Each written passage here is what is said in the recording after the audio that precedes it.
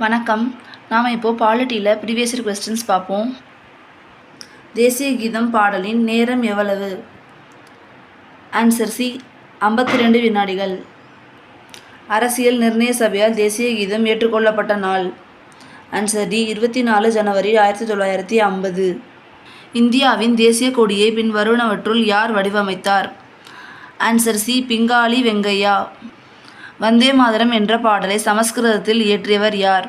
Answer C, Bankim Chandra Chatterjee. கீழ்கண்ட எந்த நாட்டின் அரசியலமைப்புடன் இந்திய அரசியலமைப்பின் முகவுரை பெரும்பகுதி ஒத்துப்போகிறது? ஆன்சர் பி, அமெரிக்க அரசியலமைப்பு. உலகிலேயே எழுதப்பட்ட மற்றும் மிகவும் நீளமான அரசியலமைப்பு எது? Answer B, India.